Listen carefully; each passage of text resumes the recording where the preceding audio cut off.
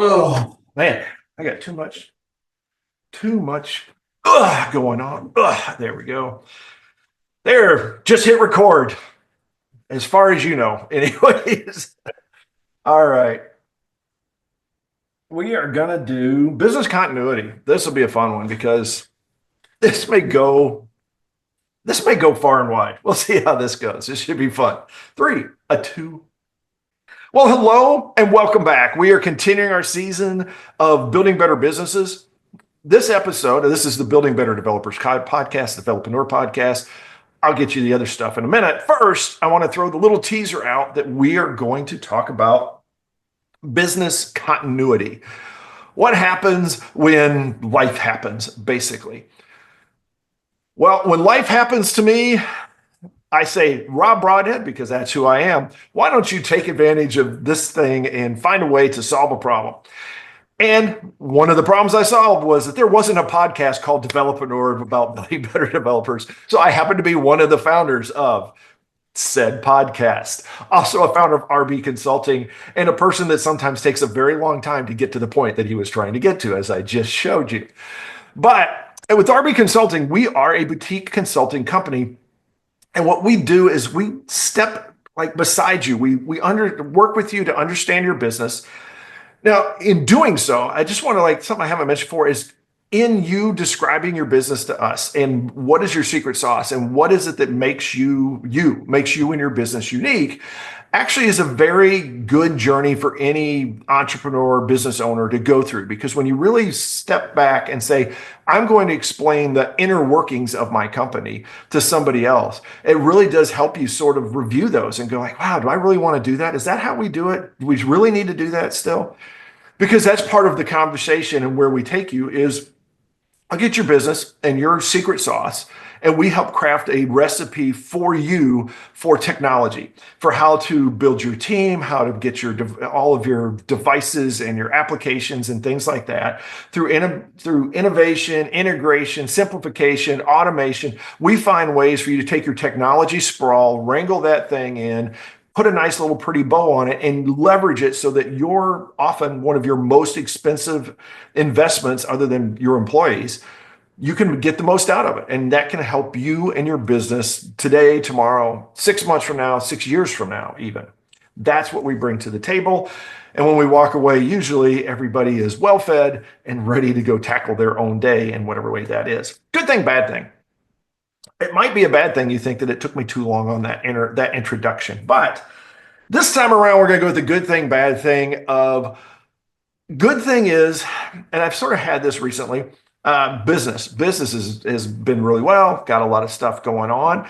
So there is a steady stream of stuff coming in. The bad thing is, and this is something we'll probably talk about in another one, and we have touched on before, is that we were not as prepared for the growth as we would have liked to be. We are literally at a point of maybe adding people and stuff like that, which you can't just go out and check a box on a website and then boom, you've got another person. It's sometimes almost like that if you look at some of the sites that are out there. But for what we're looking for, we've got to spend a little more time, a little more investment. And we got a little bit surprised at how fast things have moved and how things have changed. And that's the world we live in today.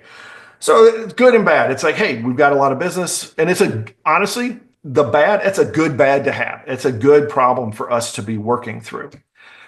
Also good is that I get to spend yet another episode with Michael, and he's going to introduce himself, whether he does it good or bad. Thanks, Rob. Hey, everyone. My name is Michael Meloche. I'm one of the co-founders of Building Better Developers, otherwise known as Develpreneur. I'm also the founder of Envision QA, where we help businesses who are having bad days of technology, where their technology or software is not working for them. We are a software consulting business where we come in and we can help you build custom software. We can help you take the existing software you have. We can help you fix it. We can help you test it. We can help you basically make your customers happy or make your experience with your own software better. We also help you walk through the user experience. We help you understand what it is that you need out of your software, what it is that your software really does, and we kind of fill in the holes. We help you understand that, hey, are you paying for what you need, or do you need to chuck that out the window and get something better to basically make your lives easier, make your business grow, and to hopefully scale faster and make everyone happy? Good and bad. Well, kind of with what I was just saying there, we have run into some issues as well where scalability is kind of good, kind of bad. I'm looking to grow my company more towards the second half of the year. And like Rob said, it's not real easy to just go out and grab someone off the internet and say, hey, come work for me. You kind of got to be careful. You want to make sure that the people you get kind of meet your mission, that work with you, that kind of have the same goals in mind that you have. And that's been a little difficult. So that's kind of the bad thing. I haven't really been able to find someone yet. But the good thing is I am able to look. I'm starting to grow. And so that's kind of my good bad in this situation. So and this actually sort of goes into that a little bit, is business continuity is what I want to talk about. And this is something that, again, I think it seems like particularly like solopreneurs or side hustles or small business and stuff like that, we really don't tend to think about it until we get into it, and then by the time we're out of it, we forget about it. And what it is what happens when things get in the way for business continuity, and it goes a little bit into disaster recovery. It's things like but it's really not so much about recovering. It's about continuing business as usual when non-business as usual things occur. Now, in a small business, this very often will be things like life events, like suddenly somebody goes on maternity leave, or somebody's takes 2 weeks of vacation, or they end up in an accident and they end up in a hospital, or they're sick, or they got to deal with a relative, or all these things that life throws at us. They can disrupt business. What we want to do is be able to avoid doing that. Now, if we are a one-person shop, if life hits us, it's probably going to hit our business. Now, not always. There are some things we can do. We can build automations. We can do things that allow business to continue on even when we're not a part of it. And honestly, that is like really one of the goals we should have, is to be able to have our business just hum along and not need us. If you want to see like that, done, I guess, right or whatever, and get a lot of hints on it, it goes back to one of our favorites, is go to a 4-hour work week. There's a lot of stuff there that is really focused on automating your business. And it's not always implementation as much of it's ideas, some thoughts, some things you can do to scale your business out without having to fully scale your business out, or to let it grow as it needs to grow and shrink as it needs to shrink. Hopefully never the latter. With business continuity, it is going to be things like, what happens if I take a week off? Maybe it's for you. What happens if I take a day off? What happens if I get sick for a day? Is my business going to suddenly shut down for a day? If I have a holiday, if I take a vacation, if I go somewhere and I am not connected to my business for a while, will it continue? As we grow, I think it comes more, have I empowered the people around me, my team, my company? Do they have what they need to do the job? Or am I still holding too tightly onto things? And that's going to keep them from getting things done if I disappear for a while. There's always going to be tasks that we take on that we're like, okay, I need to take this task and do it. But maybe it's something that, and it may be something that you do it, you're the best person in the company that does it. That's great. But if you're not available for, let's say, a week, is it still valuable for that to just now be delayed? Or is it something where you should want to be able to give that off to somebody else so they can keep the ball moving forward? And this is, I think, one of the things that we struggle with the most as entrepreneurs, as business leaders, is that we don't always scale ourselves out properly. We're not delegating enough. We have too much stuff still in our head. We don't have all of these processes in place. And I say this as someone that is very much in the middle of this, is trying to expand some things out, that has been very comfortable and honestly successful doing things without having to scale up. But now when you want, it's time to grow, it's time to start shifting some of those things.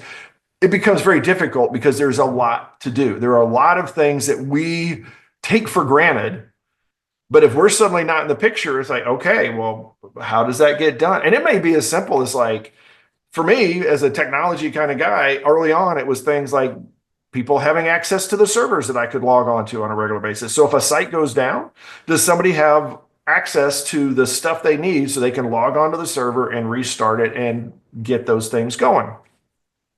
But there's going to be bigger things like that. There are going to be things like, if you have, for example, like let's say you've scheduled some training sessions or some customer sales calls or something like that. Do you have essentially a backup? Do you have some way for that stuff to continue? If somebody quits, if you have a person on your team, particularly a small team, and they quit, are you going to be able to sort of pick up and go? Now, it may be that you're going to you stumble for a minute, or it's not going to be just super smooth. But are you going to be able to continue business as usual when these things occur? And then I'll flip this over to Michael and see what are some of your thoughts on this, and maybe some of your experiences with it. So yeah, we constantly refer back to the 4 hour work week because there was a lot of good information in that for starting out and kind of preparing yourself. And one of the interesting things Tim Ferriss talked about was extracting himself from his company. Because, like you said, when we're like the solopreneur or we build the business from scratch, we know every in and out of the business, and it's very hard for us to let go or divvy out the work. In part for those fears of, if I give it to someone, are they going to quit? And then am I going to have to take that back? How am I going to handle that? The other thing is, what happens if they get hit by a bus? Or God forbid, some illness happens like COVID. How is your business going to survive when a pandemic hits? We talked about disaster recovery in the last episode, but in this one, you have to think a little bit differently. It's not just all about disaster recovery. This is about business processes and how to keep your business running smoothly so you can scale, so you can grow, and keep things moving when essentially people disappear or when things happen that you have to keep the lights on, the business running, even if the lights are off and you're not able to get to a computer. Case in point, one of the biggest ones I'll talk about here is financial information. So one of the critical things that hit me, and I talked about this last time, was my business account has been hit by the bank as I got hit with a fraud alert. I got locked out of my system, which has now made me start to concern is, okay, what happens to me since I am, the owner of the company? I have access to all the financial information. No one else does. So if I were to get hit by a bus or I were to get sick or go on vacation, are the bills still going to get paid? I have automation in place to pay a lot of these things, but you still it's scary because you have to essentially give someone the keys to your financial information. So you have to make sure you have the right person you can trust to have access to these. So if something does happen to you, they can get into your system and make sure that the bills still get paid, that people can get paid, payroll's handled. So those are a lot of things you don't think about at all. And it's just one of those things where it's like, oh crap, you have one of those moments where it's like, oh, wait, whoops. The other thing that's interesting is, vacation, PTO, sick days. Depending on your type of business, if you are very heavily customer support driven, you better make sure you have a system in place or people in place, not one. You do not want a single point of failure when you're dealing with customer service, especially if you're dealing with tech support or help. You better have someone by you. I don't care if they're part-time, whatever, hire someone. Find someone cheap, find a high school kid or a kid in college to help you at least test the idea of scaling up your customer support so that you have more than one point of failure. And that's the other thing for business continuity, similar to disaster recovery, but this is more internal business workings of the business. What are the single points of failure that are going to cause your business to fail because you have not thought about scaling? You have not thought about, okay, if I'm not here doing it or this person's not here doing this, can the work get done? So again, I keep referring to single point of failure, but in this particular context, anything in your business that is a single point of failure where there's only one person doing it, do you have processes in place to get access to the work that they're doing? Do you have a Dropbox or a shared network folder where everyone puts their information? Or are they putting it on their local machines and oops, that laptop gets broken, or they lose the laptop, or their car is stolen and the laptop's gone? How do you get that information? Is your business going to be impacted? So these are just some of the things that I think of when I think business continuity. It's not necessarily just disaster recovery, but this is business. How am I going to keep the business working? How am I going to keep my customers happy? How am I going to get the work done if something were to happen to me or if life happens?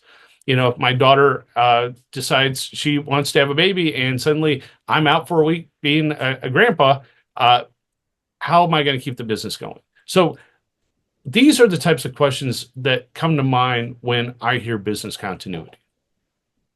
And this is, I think that it's not just emergencies and stuff like that. And I just have to point out, it is very funny that you said somebody gets hit by a bus or God forbid a pandemic. It's like, okay, you just got hit by a bus. No big deal.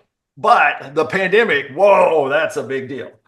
I know it is a scale of things, but it is one of those things. It's just very amusing how we phrase our stuff. But I want to go back to actually, you brought up a great point with the whole idea of like, what happens if there is some positive thing that happens in your life that you want to enjoy and you don't get to because you didn't figure out how to allow your business to continue. And trust me, I have lived this. I do it on a regular basis where I'm like, Dad, I would love to do this thing, but I can't because I have these other obligations. And it is the kind of thing that's like, if you're serious about your business, if if this never bothers you and it's just a side hustle, and you're like, no big deal, then it's always going to be a little bit of a side hustle. And you're just not as serious about it. And if you lose customers and things like that, then you're going to have to deal with that and just say, well, okay, it's because that's not as important. If you want to build a business, if you want to have customers that trust you and all that kind of stuff, you have to find ways to be there and get these things done. And sometimes it's very difficult. These are the things that we don't talk about often enough, probably as entrepreneurs, is that it is really, really difficult to let it all go for a while and go away and unplug and chill. We don't get to do that very often, but that's what business continuity will do for you. Is as you're going through these exercises and putting these things in place, it will allow you to actually step away from your business. And sometimes this is critical, even not even for your health, but so that you can actually work on your business instead of in your business, which is another thing that is like, I'm living it right now. I would love to spend more time. There's so many things I would like to do on my business, but I'm too busy in the business right now because I need to work on some of these continuity things and build some of these pieces out. And it's sometimes good to have that problem because then it's like, it's a pain point. It's something that's going to poke you on a regular basis. You're like, okay, I've got to change this. I've got to move this. I've got to adjust this. I've got to hire a person, whatever it is, so that you can put the things in place to allow your business to continue, whether that's without you, without, some critical, key person that's part of your business. All those things that can happen that can cause your business to stumble, put these things in place so you don't have to. Now, I will add to all of this is that it doesn't have to be, and I think this is where too often we get stuck. It doesn't have to be perfect. It doesn't have to be that the business continuity is 100% the same as when it's in its normal phase, that when we move into, we'll say business continuity, that it right away is exactly the same and nobody notices.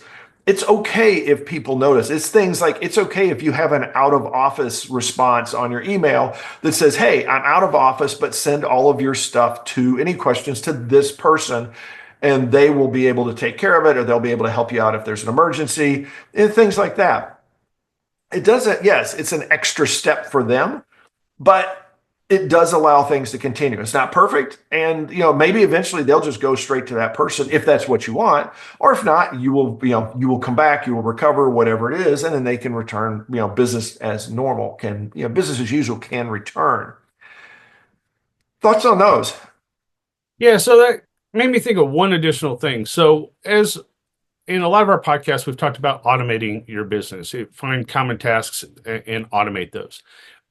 Especially when we're starting out and you're bootstrapping your business, you are typically going to do a lot of that. You're going to have a lot of these automation things in place, like backing up systems, automating systems, keeping things running smoothly. The problem is 6 months, a year from now, 2 years from now, if one of those breaks, you're going to forget about it. And this is a very good point to think about, especially when you grow your business or with, working with your customers. Make sure you have some type of documentation around these in a central location that is backed up and shared. So if something happens to any person that is working with a system or doing a process, that even if it's automated, you have a way to go say, okay, this is how it's supposed to work. So if it goes down, you have a way to recover. This example, like one of the things I was thinking about is this, it got a little bit lost on that for a second, is the podcast itself and blogs and things like that. If you are a content producer, we've talked about the regular scheduled things that you want to hit. Yeah, it's just like payroll. People want to get paid. They don't like it when their paycheck doesn't show up on the day that they're supposed to get paid. But we also have business things that we're supposed to do. We have, in this case, I'm going to go directly into this case. So the Developreneur podcast, as you probably know, and if you don't, you should listen to more of these. We release on Tuesdays and Thursdays. And if I'm incorrect in that, Michael, correct me. But I think we've done this for a while. And earlier on, we did Monday, Wednesday, Friday. And we have talked about, if you do a podcast, if you do a blog, that you want to have stuff in the can. You want to have stuff that is ready to go in case something happens and you're not able to hit your normal routine. And a lot of times but your normal routine should include doing extra things, because sometimes something could happen and you're going to, miss a week, miss a month, whatever it is. And you need to be able to go say, okay, well, we're ahead of the game. We can absorb that and we can move forward. And so that's something that would be like, that is very near and dear to our heart, is that we want to be able to have things in place so that, for example, if one of us, Michael or I, has something going on and we can't record, then, in our case, we always have the worst case. It's a solo podcast for an episode or two. But ideally, we don't want that to happen. So we want to make sure we're ahead of the game. So if we miss a week, then it's like, okay, we missed a week. We'll just go back we'll go to our scheduled stuff and we're off and running. So they're very practical things that will basically help your sanity when things happen, and does make it so that in general things are not as urgent. And then it allows you to not have to get into effectively what it is the wait until the day before your final exam and then start to study really hard for that test. This is something that's what really business continuity is about. And it's that same kind of mindset, is that, like, look, things are going to happen. I don't want to be stuck in, I don't want to procrastinate. I don't want to be stuck on this stuff where at the last second I got to do it and then I got to just slam it home and I'm not going to have the quality that I want. Instead, make sure that we're building these things as we go and putting things in place and contingency plans, basically, so that we can handle the disaster recovery part. Closing thoughts before we go to the challenge. Yeah. So again, business continuity, take a look at yourself and your business and identify those single point of failures. Look for what can your business do if you are not there, or if you pull someone out of the business, will the business continue to run? Do a self-analysis of the business. Now, I don't want to steal from what the challenge is going to be, but personally, you should do this not just once in a while, but work this into like once a quarter, once a week. Always review your processes for points of failure and to make sure that you have coverage. And this is something, and this is the challenge, is go into this week, or actually you can even do this now, and look at the week behind. What happens if you weren't available? Let's say a week ago, some life event, pick whatever one it is. It could be as simple as you got sucked into March Madness and you just really spent a lot more time doing that than you wanted to. It could be you had a bad allergy day, or whatever it is. Or it could be you're just sick and tired for a little bit and you need some rest. What happens if you're not there? What was in place? What do you have in place so that you could, I don't know, reach out to somebody, set a couple of flags, or do a couple of things, and then be like, okay, I'm not going to be available for a while, or that somebody else could pick it up and say, oh, you are out, you're not available for a while, so here's the things that need to be done. Take a look at that. What would you need to do? Would that have happened if you just decided not to show up for work Monday? Would everything have flowed properly? And if not, what are the things that wouldn't? What needed to be done? And then whether it is telling those people and putting those things in place to say, okay, if this ever happens, then do this, or just having a document, sometimes a business continuity document, process, procedure, folder is just as useful, if not more so, because it's like, hey, if somebody doesn't show up, if I don't show up, here's where you go to figure out what this stuff does. And honestly, you should have this for everybody in your team. There should be a place you can go that says, hey, somebody was sick today. This is what their normal stuff is. This is where they're at, so that you can pick it up and keep things moving forward. That is your challenge, is look back. How do you fix it? And then, of course, the follow up is that fix it, put those procedures in place, and let's get that going for you. That being said, we're going to wrap this one up. As always, you can reach out to us, info@developreneur.com for email. You can go out to the developreneur.com site and leave us contact form information. You can leave us a response, any kind of review and responses you can do wherever you get the podcast, out on the Developreneur channel, out on YouTube, X, no longer Twitter. You can go out there and you can leave comments there. We are at Developreneur. We have a Facebook page. You can go out there and leave us stuff. Love to hear from you, your war stories, your suggestions, your comments, your feedback, all that stuff we take into account. We hold it near and dear to our heart, and we use that to build, future episodes and even future seasons. So you help us help you, as they say. But for now, my final challenge of this episode is for you to go out there and have yourself a great day, a great week, and we will talk to you next time. Bonus material. So one of the things we didn't necessarily touch on is the tools and software that you can use to help you organize and figure out your business continuity. One of the biggest things in larger companies is having an org chart. Who's responsible for what? So if you're a small company, it's going to be one or two people, or maybe three. But if you're one, do that org chart. Regardless if you were just one person, build out an org chart and figure out what are all the things that you do to keep your business running. And that may help you understand that, oh, I'm only payroll. But if I hire someone, am I going to have the time to do payroll or customer support? If you break your hierarchy out, if you are one person and you're trying to do the org chart, do your org chart by services or by business features that you have to work on within your business: taxes, payroll, bookkeeping, writing software.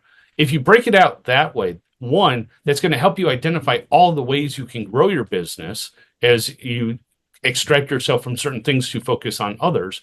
And that will also help you figure out where and when you need to hire someone when those tasks start weighing you down. And I think that's the best bonus piece I can say, is that disaster recovery we talked about last episode, and then business continuity in particular. Doing these tasks not only help you in emergencies, but they do help you when you need to carve off or peel off a piece of stuff and put it to somebody else.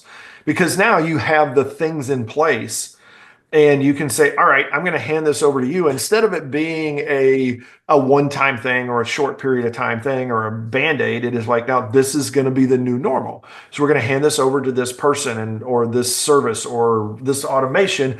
And now the owner of that process, whether it's you or one of your employees, don't have to do that anymore. There are other people that can do it. And we can scale it up too sometimes. Maybe it's something that it's like, there's a lot of work that goes into that. And there's a certain point as your company grows that one person can't do it anymore. You have to split off to another one. Then, okay, you can do that. And this also allows you to do it. The bonus of this is, think about this, is you can do this piecemeal. This is something you can do where you can say, you know what? I don't need a full-time employee to do it, but I do need somebody. I just need 1 day a week of somebody to do this. And you can go get a virtual assistant. You can go hire somebody part-time. There's this gig economy and all those kinds of things to be able to say, hey, I can grow and I can do it with protecting my sanity as well.